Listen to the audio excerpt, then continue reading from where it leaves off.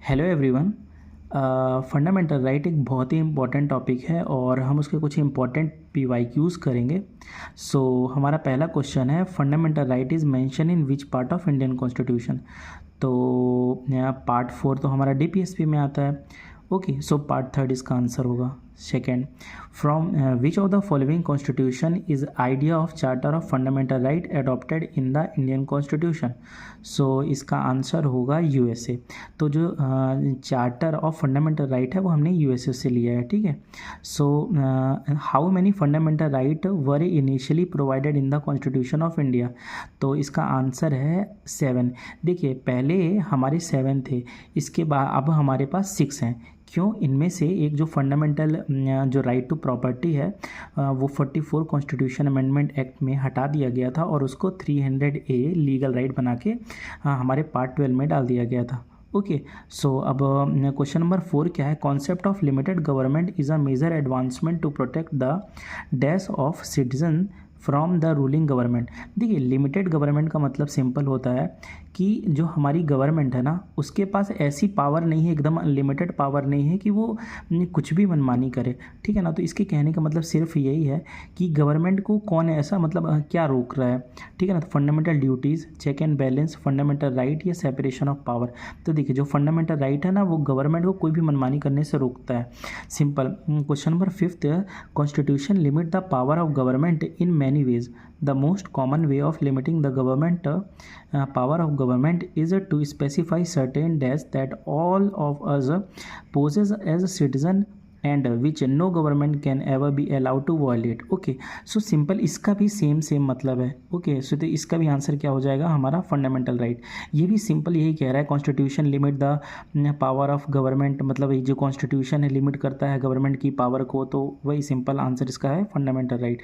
Which of the following article in of Indian constitution are related to fundamental right. तो इसका answer क्या है? क्या है बताइए? फंडामेंटल राइट हमारा किस आर्टिकल में आता है? 12 से 35 तक में। ओके, सो क्वेश्चन नंबर 7 देखते हैं। Right to freedom include the right to practice any profession, occupation, trade और business under which article of Indian constitution. So article 14 से 18 नहीं, ये तो राइट इक्वेलिटी में आता है, ठीक है ना। तो आर्टिकल ये जो डी ऑप्शन है ना हमारा 19 से 22, इसका आंसर यही है।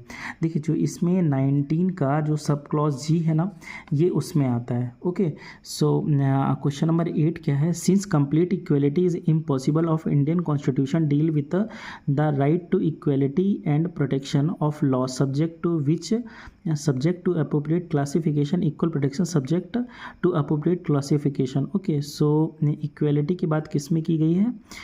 इसमें ये कह रहा है कि since complete equality is impossible. देखिए, कंप्लीट इक्वेलिटी इज़ इम्पॉसिबल है ना। जैसे आपको पता होगा कि equality before law and equal protection of law, ठीक है। तो ये आर्टिकल 15 में दिया हुआ है, आर्टिकल 14 में दिया हुआ है। जो इक्वलिटी बिफोर लॉ है ये हमने कहाँ से लिया है? ये हमने यूके से लिया हुआ है। और इक्वल प्रोटेक्शन ऑफ लॉ जो है वो हमने यूएसए से लिया हुआ है। ओके, सो इक्वलिटी बिफोर लॉ मतलब लॉ के सामने सब बराबर हैं, है ना। तो अब देखिए, आपको एक सिंपल एक डायग्राम था, मैंने एक बुक में एक डायग्राम देखा था ये वाला, है ना। तो यहाँ पे देखिए, आप देखिए क्या लिखा हुआ है? इक्वलिटी बिफोर लॉ, है ना। मतलब लॉ के सामने सब बराबर है। तो यहाँ पे देखिए 3 टेबल रखी हुई हैं और यहाँ पे सबको एक समान टेबल पकड़ाई गई है। और इक्वल प्रोटेक्शन ऑफ लॉ मतलब यहाँ पे क्या की गई है कि जो हाइट है ना उसको बिल्कुल भी टेबल नहीं दी गई, जो उससे ऊपर है यहाँ पे रिजर्वेशन का कॉन्सेप्ट आता है और यहाँ पे हमारा रिजर्वेशन का कॉन्सेप्ट नहीं आता है। सो आप समझ जाइए कि आर्टिकल 14 में बस सिंपल क्वेश्चन यही कह रहा है कि since complete equality is impossible. तो ये हमारा आर्टिकल 14 में आता है, ठीक है ना। क्वेश्चन 9 क्या है? Abolition of title is mention in which article of Indian constitution. तो एबोलिशन ऑफ टाइटल हमारा आर्टिकल 18 में आता है। देखिए, एक ट्रिक बताता हूँ इसको याद करने की, ठीक है ना। तो आप जो DOUB और T, ओके, डाउट। तो डी से क्या है? डिस्क्रिमिनेशन, ओ से क्या है? अपॉर्चुनिटी, यू से क्या है अनटचेबिलिटी और टी से है टाइटल, बी को हम यहाँ पे रख देते हैं साइलेंट, ठीक है ना। तो यहाँ से 15 आर्टिकल 15, 16, 17 और ये 18, तो टी से टाइटल तो आर्टिकल 18। ओके, सो क्वेश्चन 9 में क्या है abolition of title is mention, तो आंसर है इसका आर्टिकल 18A, ठीक है। क्वेश्चन नंबर 10 हमारा आखिरी है, article 12 of Indian constitution provide for definition. देखिए आर्टिकल 12 में क्या है हमारा स्टेट की डेफिनेशन दी हुई है।